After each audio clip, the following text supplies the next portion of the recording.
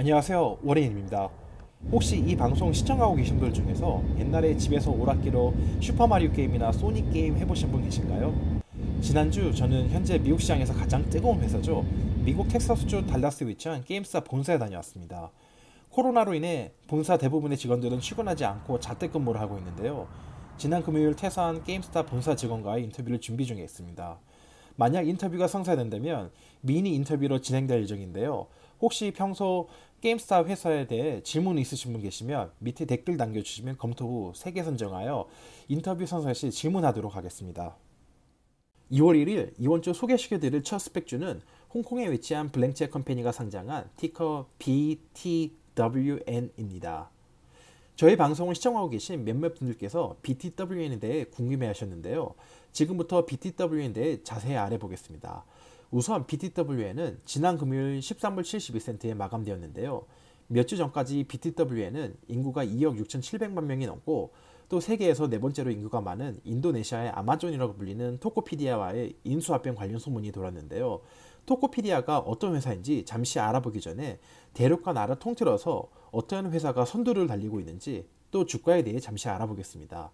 우선 여기 북미 지역에서는 모든 분들이 알고 계시는 미국의 아마존이 있으며 약 5년 전 주가는 555불 23센트였고 지난 금요일에는 3201.26센트, 남미 아마존이라고 불리는 아르헨티나 기반 온라인 쇼핑 기업인 메르카도 리본에는 약 5년 전 100불 48센트에서 지난 금요일 1779불 51센트에, 중국의 알리바바는 약 5년 전 66불 91센트에서 지난 금요일 253불 62센트로 끝났습니다.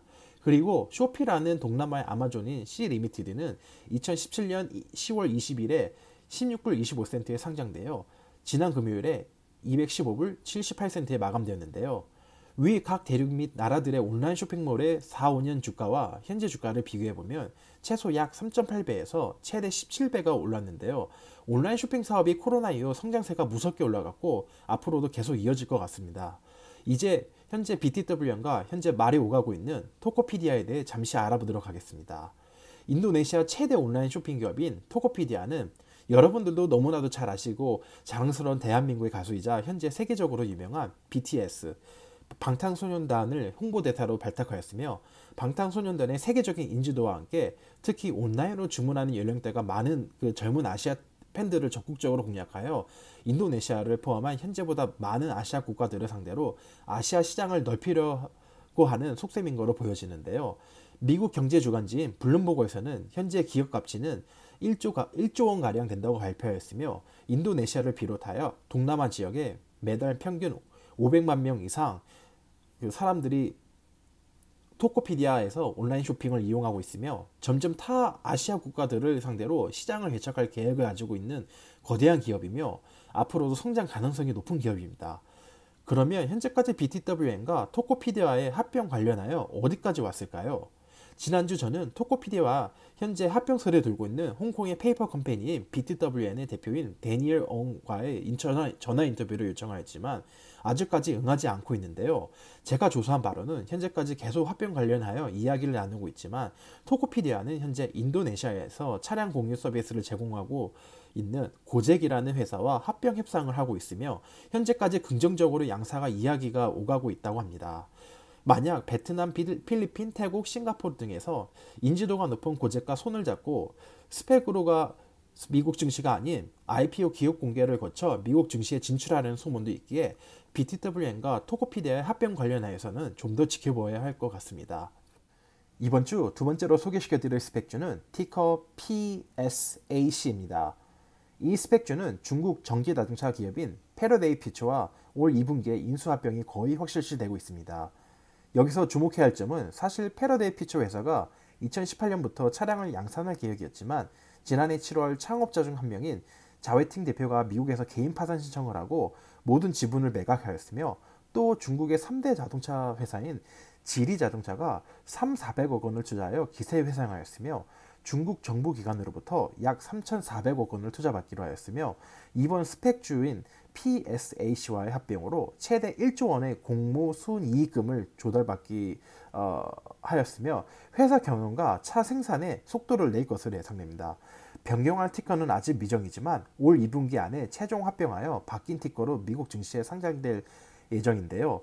아직까지 별다른 수익 창출이 없지만 니오라는 중국계 전기자동차가 중국 시장에서 미국 전기자동차 회사인 테슬라를 상대로 선전하고 있고, 또 유럽 진출을 모색하고 있기에 패러데이 퓨처 역시 중국 시장에서 성장하고 유럽이나 북미 지역에서 판매하고 선전한다면 앞으로 기대할 만한 회사로 주목될 것 같습니다.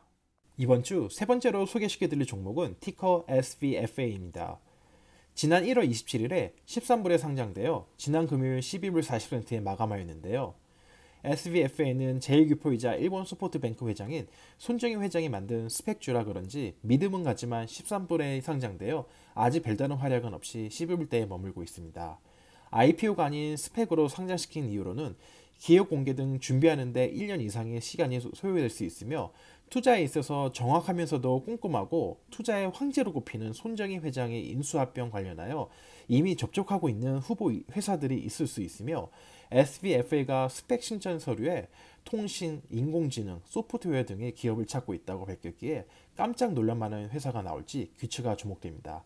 한편 개인적으로 SVFA에 대해 조금 깊숙하게 알아본 결과 손정희 회장은 펀드 설립을 위해 자금을 투자 유치하려고 하였지만 코로나 등 꽁꽁 얼어붙은 경제로 인해서 투자 유치를 하지 못하여 자금 조달이 쉽고 규제가 심하지 않은 페이퍼 컴퍼니를 설립한 후 스펙을 상장시켜 자금을 조달하여 이미 계획하고 있었던 펀드 관련 유치 기업과 합병할 수도 있지 않을까 생각이 됩니다. 상장되지 얼마 되지 않았기에 다른 새로운 정보가 있으면 방송을 통해서 다시 업데이트해 드리겠습니다. 이번 주 방송 마치기 전에 한 말씀 드리겠습니다. 마지막으로 최근 몇몇 분들께서 저의 목소리가 느리다고 하시면서 욕설이나 비하하신 분들이 좀 있으십니다. 만약 제가 하는 방송이 느려서 혹은 또 듣기 곤란하시면 다른 좋은 채널들도 있으니 다른 방송 들어주시면 감사하겠으며, 아무리 얼굴 보지 않은 인터넷 공간이라도 최소한의 예의와 욕설은 삼가하여 주셨으면 합니다. 저는 전문 아나운서도 아니며 발음이 부정확하거나 틀릴 수도 있으니 깊은 양해 부탁드리며, 저 개인 자신만이 가진 장점들만 살려서 투자하시는데 도움이 되도록 노력하겠으니 내년 이맘때쯤 제 방송 듣고 나서 수익 많이 나셨다는 이야기 꼭 들려주시거라 저는 믿습니다. 저 역시 자신 있으니 꼭 성공 투자하셨으면 좋겠습니다. 방송 시청해 주셔서 감사합니다. 이 방송은 저의 개인적인 의견이며 엔터테인먼트 목적으로 제작되었으며 재정적인 조언이 아님을 알려드립니다.